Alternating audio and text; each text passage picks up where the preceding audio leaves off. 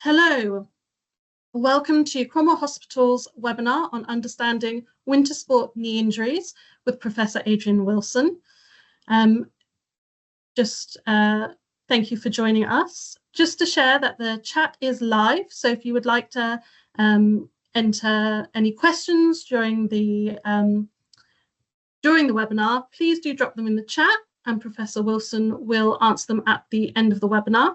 If he doesn't get a chance, we will look at all the questions and we will put them up on a blog on the Cromwell Hospital website. Adrian, if you wouldn't mind, please moving on to the next slide. Yeah. I can't actually the Harriet control it. I can just see myself and you.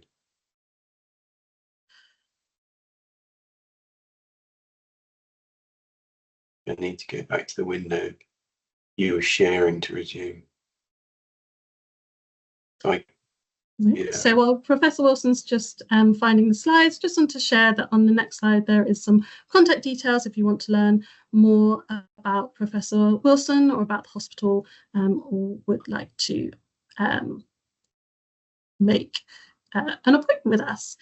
So just as with Professor Wilson is sharing his slides again, I would just like to introduce him. So thank you very much, Professor Wilson. He's a consultant orthopedic surgeon, and he is an internationally renowned orthopedic surgeon with extensive expertise in joint preservation, knee surgery, and many other things I'm sure he'll be very excited to share with you in just a minute. So now I'd like to hand over to Professor Wilson. Thanks, Harriet. Can you see my slides now?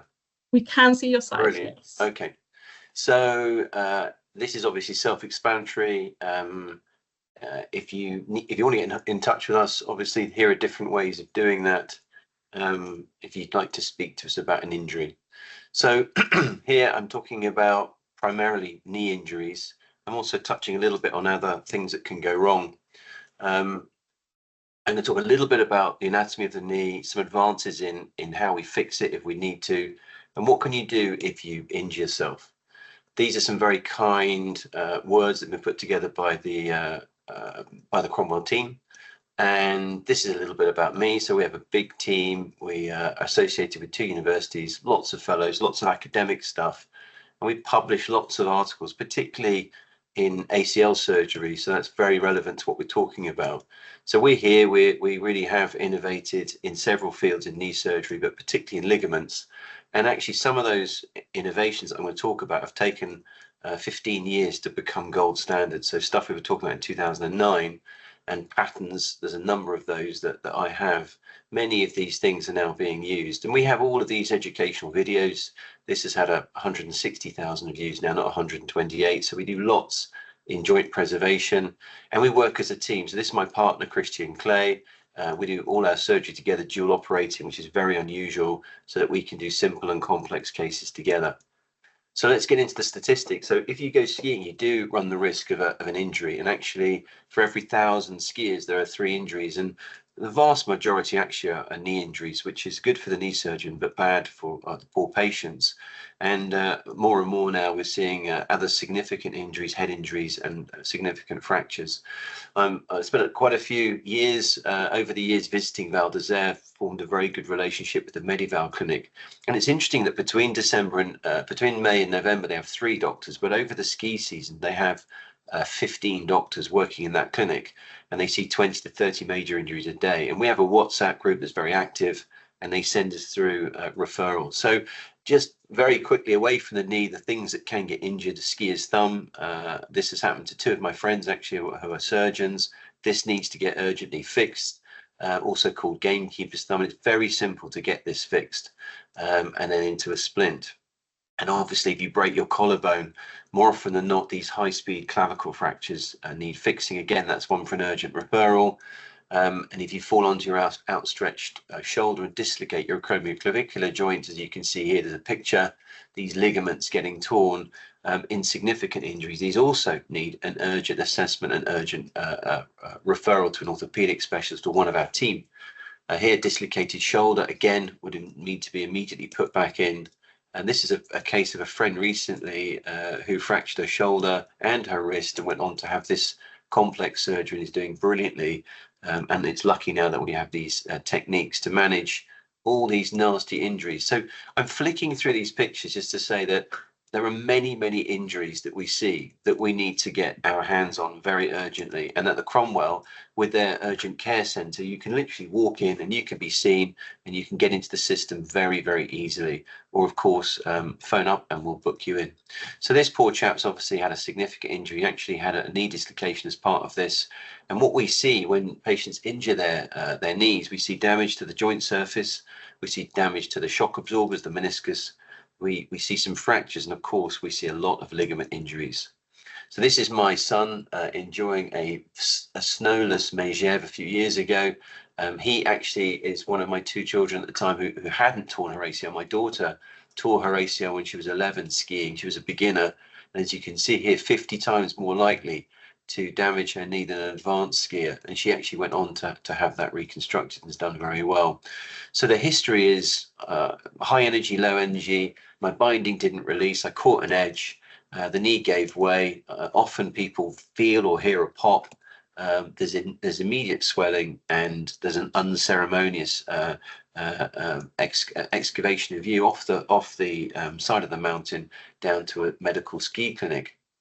So typically what happens next, you get brilliant treatment by the French doctors if you're in the Alps, in the French Alps. They'll put you in a brace, give you a letter, give you some blood thinners, and then they don't really know where to send you. So you're sort of slapped on the back, good luck, and then it's really A&E or the GP or come and see someone like myself.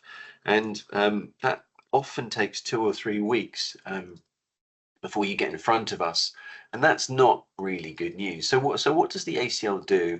Here you can see animation from a unit in Cleveland I found yesterday when I was making the presentation, and it just shows this central ligament sitting inside the knee, and it controls rotation and it controls front to back movement, and it's the most commonly injured ligament that we need to treat, and it's associated with a change of direction, as you can see here. So it's associated with football, netball, rackets, any pivoting sport. But of course, we see an enormous number of ACL injuries during the ski season due to a sudden twisting of the knee. And here you can see that on the animation. Now, 20% of patients cope perfectly well without their ACL, but 80% of people won't be able to cope, and they'll either have ongoing giving way, which makes it very difficult to do things, to do pivoting sports. And it also then, if the knee gives way, causes secondary damage. So if you look at the statistics in the UK, how are we doing? Well, from the time you injure yourself, let's say you're playing football or skiing, which is relevant to what we're talking about today, the time from injury to surgery, on average in the UK, is 18 months. And in Japan, in the US and Australia, these injuries always get treated within the first few weeks. So they actually, in Japan, you'd be termed chronic if your ACL was more than 6 weeks old. And the concern is the secondary damage that you get to the important structures inside the knee. So what can we do about this? Well, this is a technique that I pioneered back in 2009 with a company called Arthrex, where we can drill and make these clever little sockets and pull in the new ACL into the knee. If we just go back, I'm just going to run this. It should be another video. So this is called an all-inside ACL reconstruction, and it's a technique that I demonstrated live for the first time in Germany at the German Knee Society meeting. I think it was in 2010. And over the years, we've developed this into it becoming gold standard now for ACL surgery. And I was the first to publish on this. And I'm very proud of that because it's, taken some time, as is often the case. So then what we did, we added in a seatbelt. We called it the internal brace. And we went on to patent that with Arthrex. And here you can see the guides and the device again. And the very clever thing here is this internal brace acts as a seatbelt inside the knee, and you can see there the tape alongside the graft. And again, this has now become gold standard. In fact, there are dedicated buttons to this that are very commonly used now, and that seatbelt gives extra security to the ACL. First, again, to use this for the back ligament, which is much less commonly injured, and we published on that a long time ago. And then we thought, well, what can we do? These are just some innovations that I've contributed to. So we came up with this idea of making these little tubes to squeeze down the ligaments. And then Gordon and myself went on to spend a decade or 15 years traveling around the world, talking about our internal brace concepts. Gordon is a brilliant Scottish surgeon who came up with the internal brace idea to repair an ACL, which I'm going to talk about in a minute. Direct repair is very different to what I just showed you, which is a replacement or a reconstruction, which is the gold standard, or was. My idea was to combine it with a piece of tape, which is what you just saw. And Gordon's gone on to build a society around this.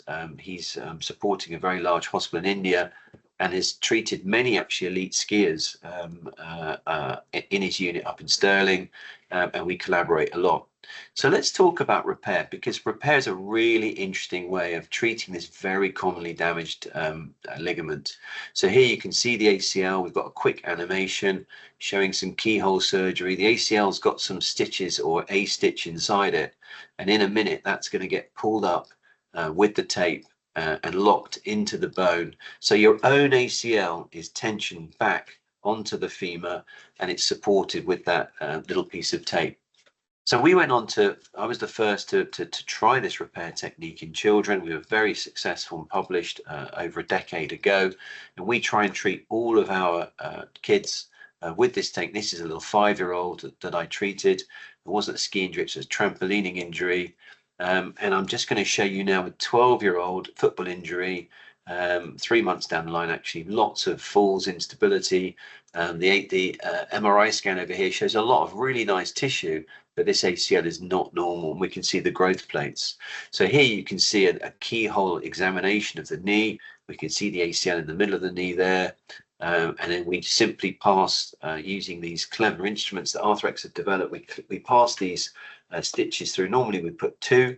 And then what we can do is we can pull that up a tiny hole, much smaller than the hole that we need for the standard technique, and we can tension that back. So you can see now a little probe coming in, and it will show it in its loose state, and then it will show it in its tensed state. So this is a repair. This is very different to a reconstruction, and it's Gordon Mackay's idea, as opposed to the one that I pioneered, which was the tape plus the ligament reconstruction. But we really like to do this whenever we can, because there are enormous advantages. Anyone that has a repair is able to get back to full activity within 3 to 4 months. That's skiing, football, and for a child or for an active adult, being able to do these pivoting sports and getting back to skiing within 3 to 4 months as opposed to a year is a game changer. So here we can see the end of the operation. In this case, we've tensioned the ACL. And when I come to actually assess that now, you can see that the ligament is lovely and taut, and that's being held by that seatbelt in the middle. And we can see the button beneath the growth plate. This is I showed this case. He's a skier, actually, 63, I think. You can see a sort of front to back wobble of the knee and a side to side wobble. So this is a multi-ligament injury. These are brilliant to treat with this bracing technique. So here inside the knee, we can see that the ACL there's good tissue, but it's damaged, it's loose. So we went on to treat that and the PCL and those side ligaments, all with this technique. There you can see at the end, ACL's back to normal tension.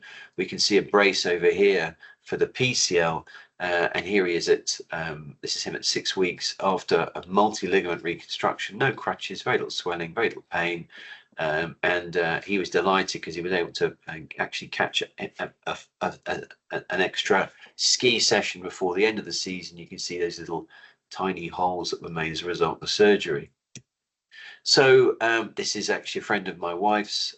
This is him coming down 3 months after his ACL repair. So obviously we do this in children, we do this in adults. It's very relevant to skiers. So other things that can go wrong are damage to the joint surface inside the knee. So what we're worried about, the internal structure of the knee consists of the joint surface, the lining, and these shock absorbers, that as the knee twists, frequently 60% of people will tear one or both of their meniscus as a result of their ACL injury.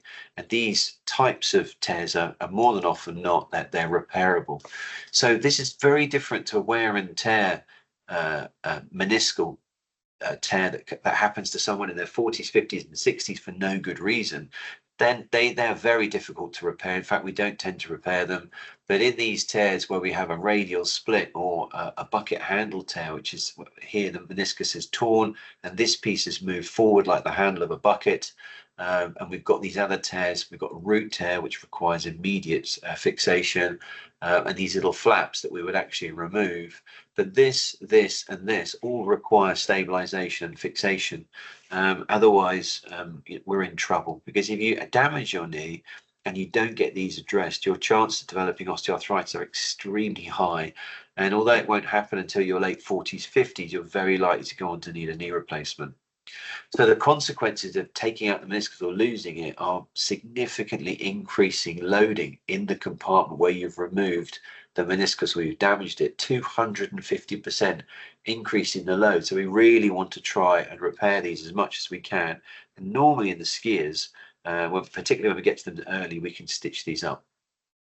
So here we can see a meniscus that's been stitched. We do top and bottom stitching, and it's absolutely vital to the normal function of the knee to provide stability and to act as a load transmission device between the femur and the tibia.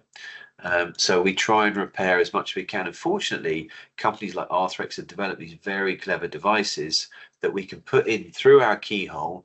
And here we've got a little animation. It's very basic, but we've got a tear in the meniscus. This would represent the back fixation point of a normal meniscus. And if I just run the animation, the little device gets pushed through, it deploys, it comes down, it pushes through, it deploys.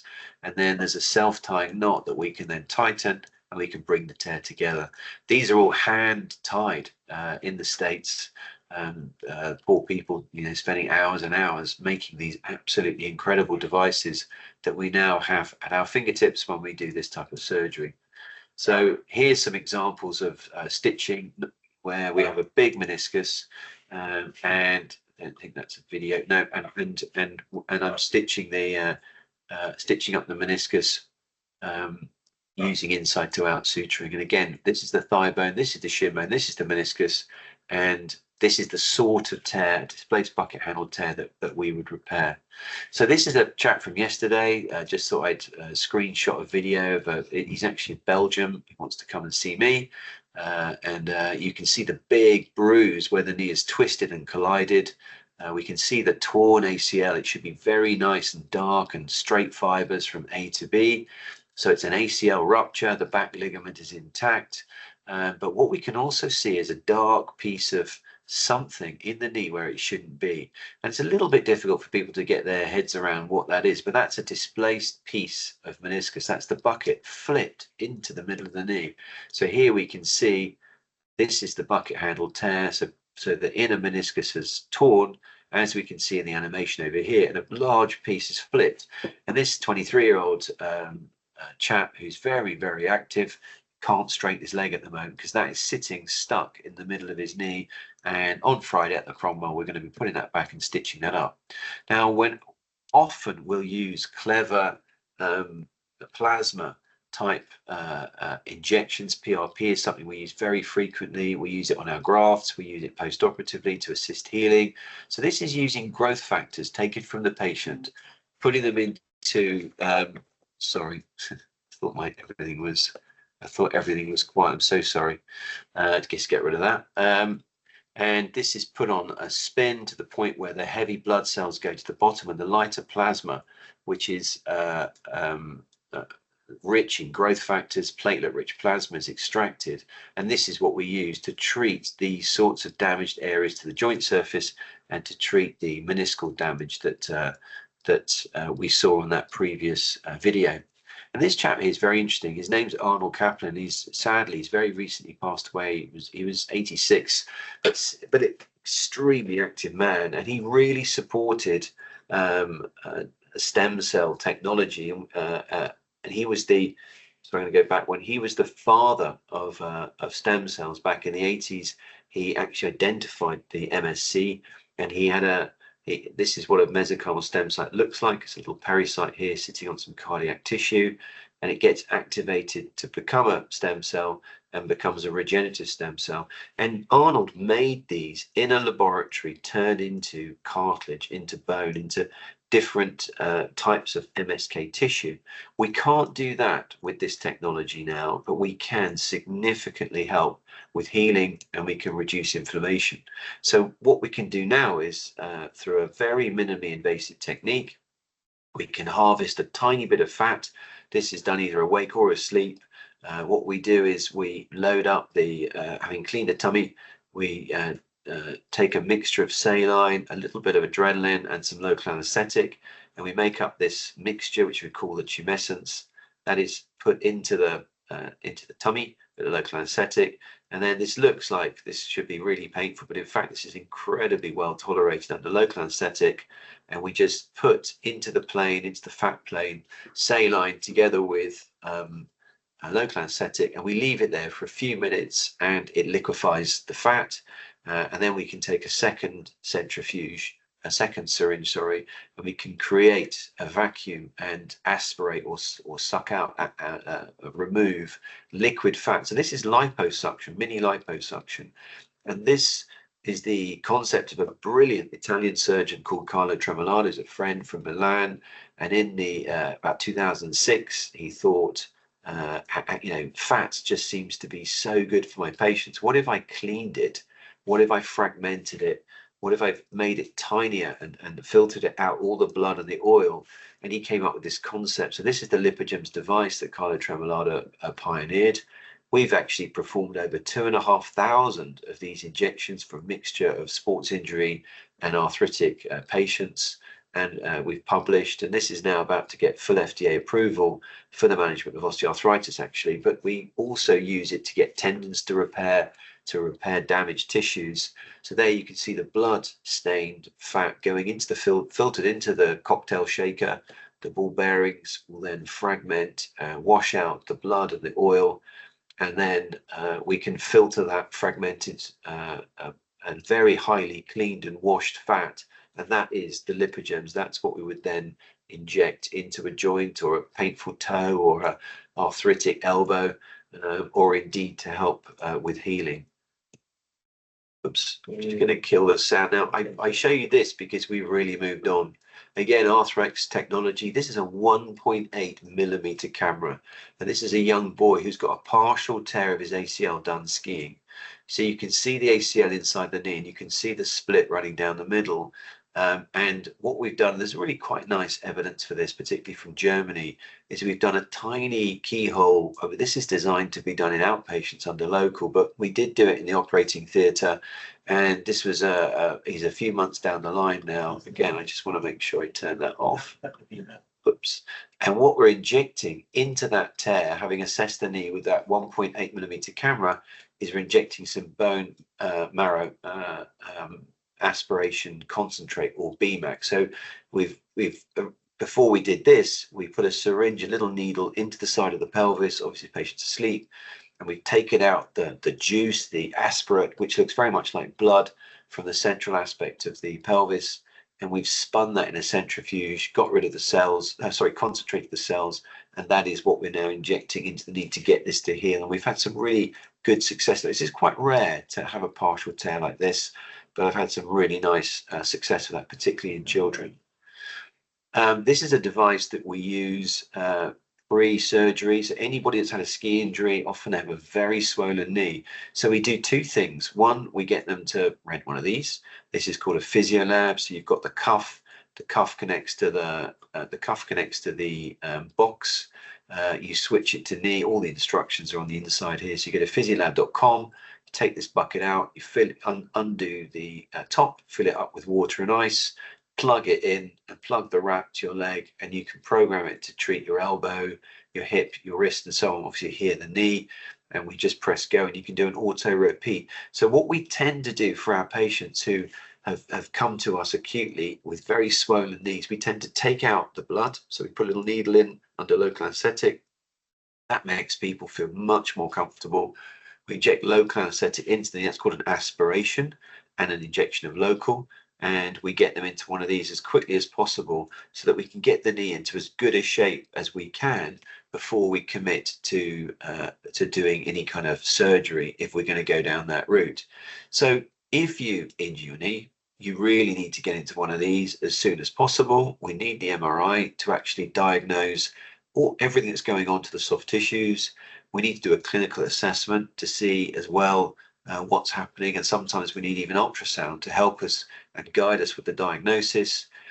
We then, in a vast majority of active people, would take them to theatre, where we would do fairly urgent surgery. For instance, for the repair technique, we really want to be doing that within the first 2 months, 6 weeks, ideally, but not always. So if you have a skiing injury, it's really important that you're immobilized, that you find your way to an MRI scan, you go and see a knee surgeon or two like me and Christian, and allow us to assess you and treat you. Now, there are certain ligaments that get damaged. When they get damaged, you can treat them in a brace without surgery, but you need to get into this brace within the first few weeks. So again, you need one of these, you need an urgent assessment, and then you need the appropriate treatment with either brace and physio, or indeed going into surgery for some of the things that we've talked about. So that's just a whiz through the knee, some of the latest concepts that have come into knee surgery over the last 10 years, many of which I've helped to pioneer. And we're very excited and happy to be offering these services at the Cromwell Hospital, where we tend to do our lists on a Friday. If anyone wants to get in touch, if you have a knee injury or a relative has a knee injury, it's very easy to do so through the Cromwell team or through my own team. And Hattie will be able to give you all of those details, I'm sure. But for us, these are probably the best numbers to phone. And here's a QR code if you want to come and see me and get an assessment. And I'm sure we can help you with your skiing injuries with promptly. I think that's it. Okay, Hattie. Like I said, it's going to be about half an hour for talking, so I'm going to stop that. And now, if anyone's got any questions. So there's quite a few in the chat. Okay. If you're able to use that function. Sure. Some people had some difficulties, so you'll see me adding their questions on the chat function. So let me go to the top, then we'll work our way down. Yes, it's being recorded. What role does proper equipment play in preventing knee injuries? Yeah, I mean, I think you need to get yourself fit for your skiing holiday. You need to get in the gym. You need to train. You need to do some preparation.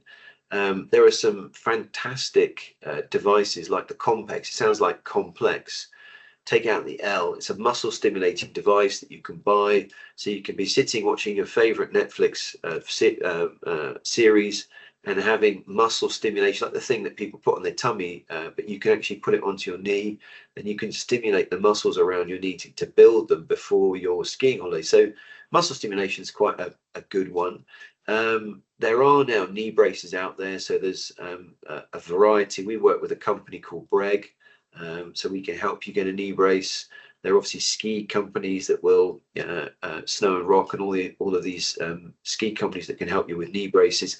And there are some lightweight knee braces, particularly for anyone that's had an injury, that can be very useful. I mean, obviously, when you get to where you're going, it's really important that you have highly professional people kitting you out and fixing your boots to your bindings, because that's the key thing. Is, does your binding come off when you have one of these twisting injuries? And it's amazing how many people are trying to get off a chairlift having just started skiing, and the skis cross and they lose control, the knee gives way as it twists, and that's the end of your ACL. So in terms of equipment, yeah, there's a lot you can do, but I think the bindings in the boot are really the most critical thing.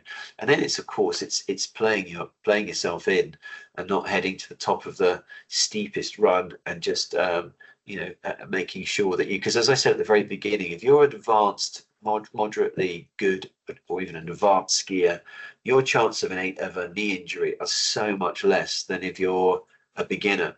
One of the problems that we see now on the slopes, because they're so busy, is collisions. So the advanced people tend to be taken out by other people. Let's see, question. Can you explain why is it so important to get early MRI if you think you have a knee injury? So hopefully that's been answered, because the typical approach has been over the years, in particularly in the UK, is to just see how you go. I hope this all just settles down, and you probably will feel pretty good by about 3 months if you've just torn your ACL and you don't have any other secondary damage that needs sort of sorting out. But when you go to do that first loaded twist, if you're playing sport, or even just on the stairs pivoting, your knee at that point can give way and you're vulnerable. So what we say to people, anybody that falls over on a ski slope or on a football pitch and the knee swells up has got an ACL rupture until proven otherwise. And as I said before, 20% of patients will cope brilliantly without their ACL, but 80% of patients won't. And what we also want to know is what else is going on. Is there a torn meniscus? Does it need fixing? What else is going on? Can we manage some of this in a brace with physiotherapy if it's a less significant injury? So another question here is, from are traumatic meniscal tears repairs effective to prevent osteoarthritis? Yeah, so there's a terrible statistic that if you tear your meniscus at the time of your ACL rupture and it doesn't get sorted out, 90% of people end up with a knee replacement. So it's a very, very bad thing for the patient. It's a bad thing socioeconomically because it costs so much money to sort the knee out. So if you're 20 and you tear your ACL, even if you get it sorted, if you have a meniscal tear, you're very, very likely to have a knee replacement, or an alternative procedure like an osteotomy, which is something we could do another webinar on, which is an alternative. So yeah, the good news is when you have the twisting injury, normally the tears are repairable. So even if you're 60 and you're really active and you fall over and you twist your knee and you tear your meniscus, it's often one that we can repair, and we don't need to chop it out and remove it or do what's called a meniscectomy. I had a climbing injury where I've torn my meniscus with bone-on-bone OA. The OA shows protruding torn meniscus. I'm 55. I'm very active. Well, yeah. So your problem's common. So and in a lot of healthcare settings, you fall into what's called the treatment gap because you're 55. You're young. I'm 56. I'm very young, and you've got bone-on-bone arthritis because of your injury. And again, this leads up to the question before. You tore your meniscus. It wasn't repaired. You've lived your life. You're bone on bone now, and a lot of people would say, well, your only option is a knee replacement. In your particular case, almost 98% of the time we'd be able to do an osteotomy, which is a procedure where if you're bow-legged, and 70% of the population are bow-legged, 10% are straight, and 20% knock-kneed, 70% bowed, 10% straight. So the farmer is very bowed. The really big sort of heavy person is knock-kneed, and then the straight. So that's 70%, that's 10, and knock-kneed is about 20.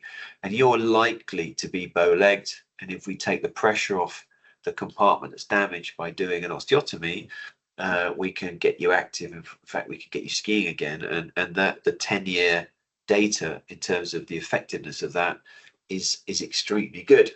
How do we differentiate between minor knee pain injury and an injury that needs urgent medical attention? So if you slip over either on the slopes or getting from your hotel to your hot tub, and you have some minor issue with your knee and it doesn't particularly swell and it's not particularly painful, then you could probably just say, well, look, let's just see how that goes. But what we're talking about here are twisting injuries when a knee swells. That is an ACL until proven otherwise. And as I've said during the talk, a significant number of the patients who've torn their ACL will have other secondary damage going on that needs sorting. In terms of graft choice, what do you use? Allografts, autografts? How do you choose? So that's a very good question. So what that question's asking is, if you're doing an ACL reconstruction, which bit of tissue do you use to make the new ACL? Do you use the patient's own tissue, which we do most of the time? It's called an autograft, comes from you. Or are you going to use borrowed tissue from someone else? That's called an allograft. And in low requirement patients who aren't playing elite football, pivoting sports, who don't have such a high demand, over the age of, I don't know, probably 40, an allograft is a great choice because we can take some tissue from someone else. We don't have to rob Peter to pay Paul, and we get great results with that. Obviously, dialing back, the best patients to treat with repair are those patients as well. So if we can stitch it back and avoid any kind of graft, that's what we would try and do in my unit. But if we do need to do a reconstruction, we would do it with an internal brace. And in terms of graft choice, you have sort of three main bits of tissue that we take for, but in our country, really three. The hamstring, or hamstrings it used to be, but the technique that I pioneered meant that we didn't need both hamstrings, we just needed one. That was the big sort of major pioneering breakthrough of that. So hamstring is very popular. The central third of the patellar tendon with a little bit of bone from the top and the bottom is very popular. And then recently there's been a real drive towards quads tendon, so taking a bit of bone. And I think any knee surgeon needs to be good at all of that, but it's whatever you're comfortable with. I recently visited a good friend, Ramon Kuga, who works in Barcelona. Everybody, every child, every elite person, every football player, they did 25 ACLs that day in 3 theatres, and everyone got a patellar tendon. No one got a hamstring. And when there's arguments between the hamstring guys versus the patella, the best argument that I've seen 2 or 3 times is between my mentor, a chap called Peter Myers, who I did my fellowship with back in 2004 in Brisbane. He was just the most legendary surgeon, and he's always asked to sort of defend hamstring. And he just has a picture of a video of the Wallabies, and he used to look after so many elite people, and he would just put a little ring around each wallaby that had a hamstring under his care and were doing well. So really, and I asked Ramon Kuga, a surgeon that I was with, I said, why do you do patella tendon? He said, well, it's just, I can't do a hamstring. It's what I'm comfortable with. So I think the most important thing is going with what you're comfortable. For me, I think there's much less morbidity with a hamstring versus taking the central third of the patella tendon or the quads tendon. But we use all of these grafts for revision or multi-ligaments or whatever. So, sorry about my cold. I've got a patella ulcer and a history of knee dislocations. Should I be skiing? Should I be worried about my upcoming ski trip? So, what this patient is, oh, hang on. I'll come back to the one before at the end. Sorry, I've jumped one.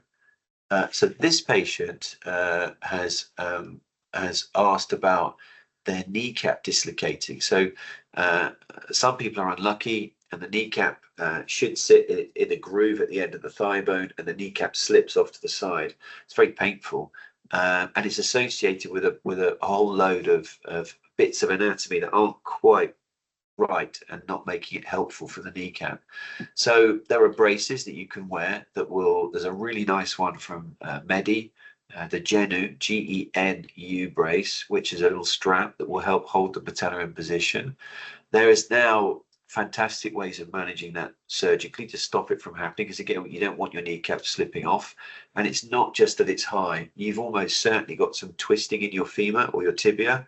So your foot, even if it doesn't look like this, could be externally or internally rotated. And the femurs, instead of pointing forwards 20 degrees, could be more forward than 20 degrees. And it's again something that we do as part of our offering as knee specialists at the Cromwell. So again, something we can look into for you. Should I be concerned about my upcoming trip? Well, I mean, no, definitely don't be concerned. Get yourself a genuine knee brace, and if anything happens, you can come and see us at the Cromwell. But take it easy. I don't think a more sophisticated knee brace is going to help with that particular problem.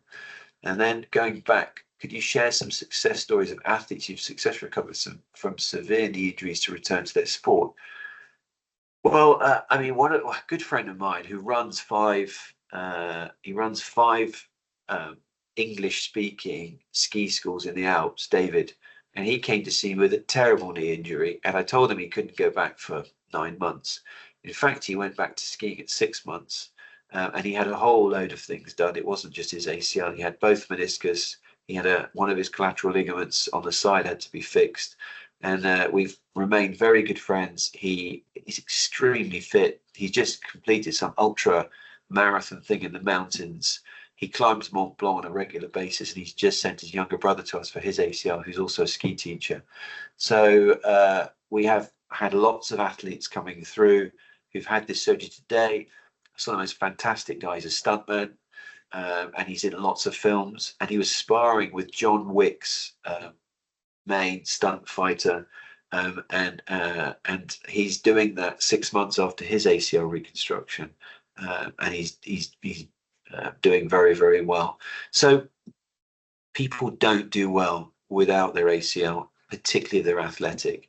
So if you want to continue in sports and your ACL's out, it's a complete no-brainer. When my 11-year-old, who wasn't particularly sporty, she tore her ACL when she was 11. She's 24 now.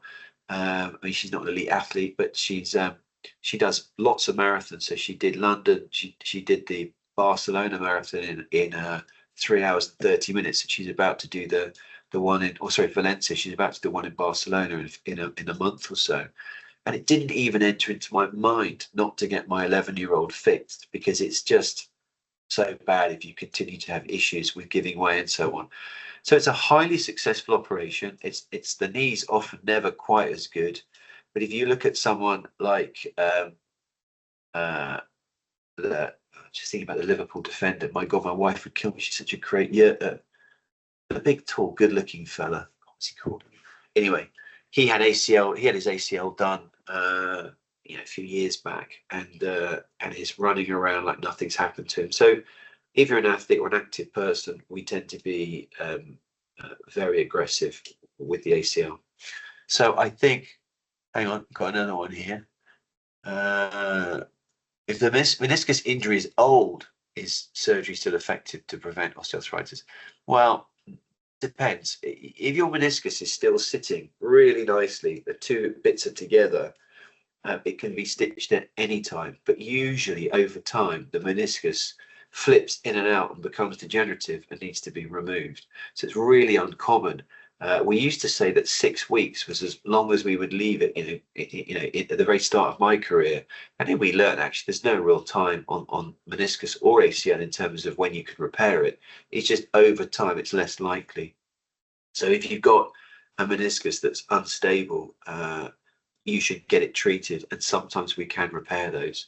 There's a new meniscus sort of a lesion that's become very much on our radar over the last 10 years, which is a root tear, which is a kind of sudden pop in a 50-year-old. Usually it's not actually sport, but it can be, and they need to be repaired, or the knee does very, very badly, and they're not good to leave. The osteoarthritis comes very quickly.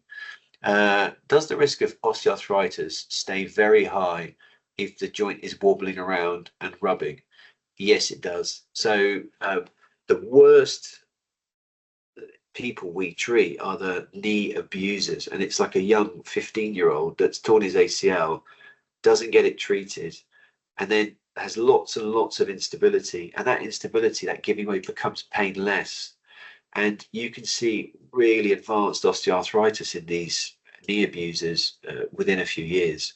So it's very bad to have a wobbly knee, and you should get it treated as soon as possible if it is wobbly, because each time it does this, you're causing more damage. And when people think about osteoarthritis, they think about an old person that's completely sort of fused and can't walk. All it means is joint surface damage, and it can either be in a small area or it could be global, the entire joint.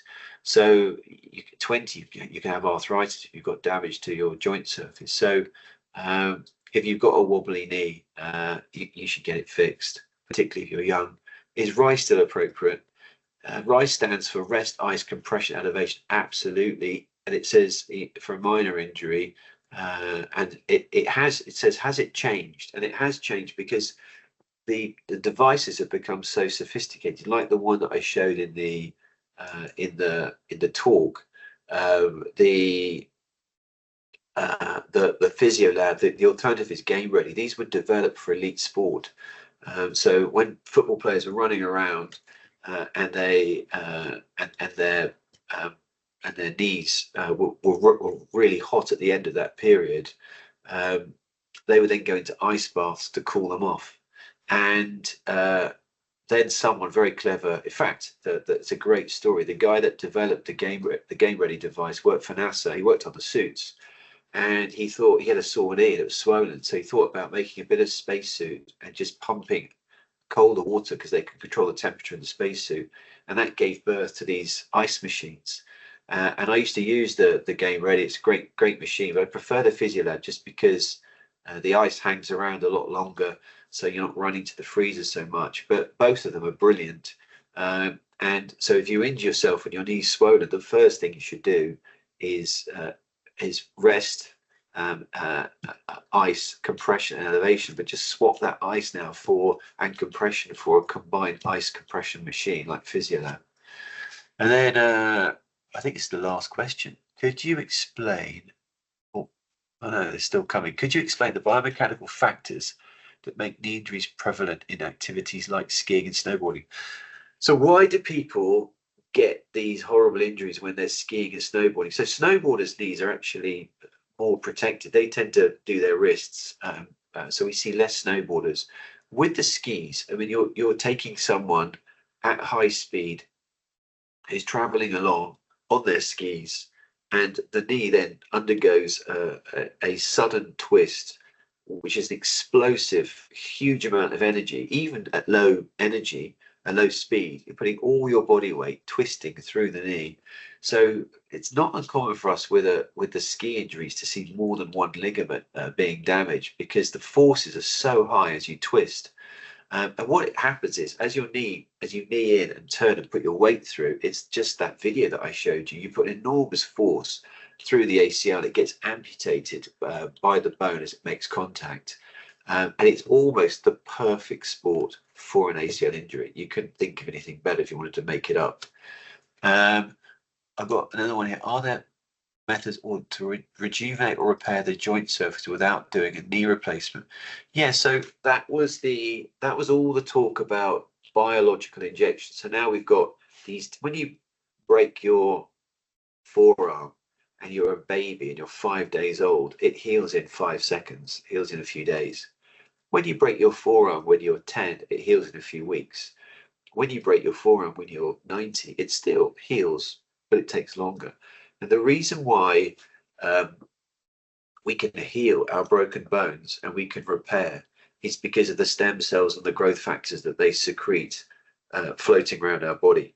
So we've looked at this, and we're quite a long way down the road now in terms of understanding it. We've been injecting platelet-rich plasma or blood plasma since 2000.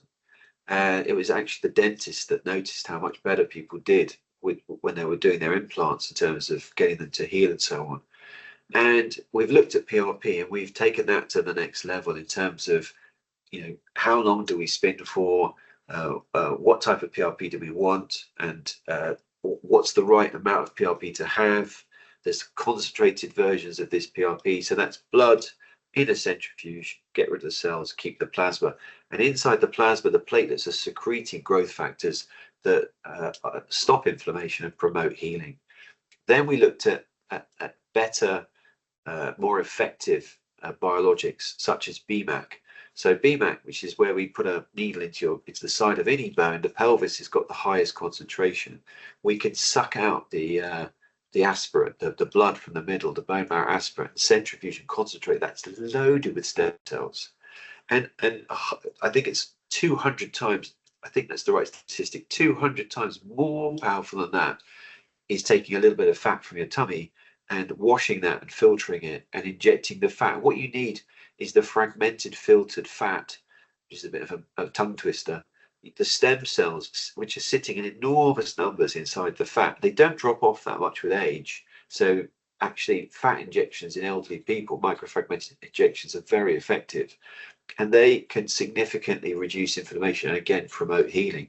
So the results we've had in, say, the treatment of osteoarthritis, where someone's coming in, they need a knee replacement, they have one of these injections, you might not see them for 3 years because you've switched off their inflammation, switched off their pain. So we've come a long way with biologics. We've still got a long way to go. We obviously have 2 different types of stem cells. There's the one which I just explained to you, where we're minimally manipulating body tissue, and then there's the other where we can actually extract the stem cell and grow it in a laboratory and inject it. There isn't really a huge amount of evidence for how that will help with these sorts of problems. that seems to be more effective for neurological conditions such as MS, multiple sclerosis, even autism now, and so on. So, any more questions? I think I've dealt with all the ones that I can see. Thank you, everyone, for asking questions and making it. Sorry, Adrian. There's just Rob has just popped. Someone's just popped a question in the chat. If you have time for one last one. Yeah, of course. I was hoping that you weren't going to say we didn't hear a word of that, Adrian. I'm really sorry. No, Can you say it again for us? Great. Where's the? So it's how long is Thank you. Where's the last one from Rob? So how long is it off NICE approving biologics for knees? Yeah. So NICE is a strange organization. Again, I know we're gonna. It stands for the National Institute for Clinical Excellence. But myself, in my practice, I wouldn't apply that to what I'm offering to my patients, because if we step outside of NICE and we look at big European organizations where hundreds of experts come together, PRP and these cell-based treatments are all signed off. So there's no question these work. But within our own country and with our own NICE organization, which is a lot smaller than the whole of Europe and the whole of Australia and the whole of America and the rest of the world, we haven't signed off, say, PRP for the treatment of knee osteoarthritis. We have signed it off for the treatment of tennis elbow. So it's recognized by NICE for tennis elbow. PRP is recognized by NICE for golfer's elbow, for jumper's knee, which is basketball players getting a repetitive strain in their patellar tendon, for Achilles tendinopathy. It's all recognized. Outside of the UK, it's recognized everywhere. So it's more a kind of cultural thing. So it works. There's huge amounts of evidence, but it's like the ACL stuff that I showed at the beginning. I mean, when I first invented, if you like, that technique, or certainly I can't say it was my invention, the all inside, but I really did come up with many of the steps, and I developed a lot of the instruments. And when I presented it in 2010, said, look, why should we take 2 hamstrings and why not take 1? Why don't we fold that down? Why don't we have to put, make big tunnels with big screws? Why don't we use neat little butts to suspend it? And we came up with this fantastic idea, and it's taken till now in the UK for it to become gold standard. It's been gold standard elsewhere for a much longer period of time. So the innovation curve in this country takes a very long time for the adopters to adopt. So MFAT, when we first started doing MFAT in 2016, the lipogems, the stem cell thing, I used to get tomatoes thrown in my face. I only did it because highly respected friends of mine in Belgium, in Poland, in Italy, and all over Europe had 2-year data to say this is a very safe and a very good thing to do. So we started doing it. We did 2,500. We got some great results. We published, and it's gone very quiet now. All the naysayers have gone very quiet on MFAT because it's about to get full FDA clearance for the treatment of osteoarthritis. So it's all about culture. It's about adoption of new techniques. Fortunately, myself and the team, we're innovators. We've picked some real winners. We apply it in the Cromwell to our patients on a daily basis. So if anyone wants to come and talk about their knees or find out more about biologics and so on, you know how to get in touch with me. Over to you, Ati, for the big close. If you have time for one more question, someone has just left one last question. I'm happy to read it if you can't see it. You said you used 3 grafts. What happens to the quad, patella, and hamstring? Do they regrow or just have to live with the loss of tissue? Yeah, it's a good question. So interestingly, for the hamstring, you do get like almost a new hamstring that forms. You could almost harvest that again if you needed to. So you get a scar.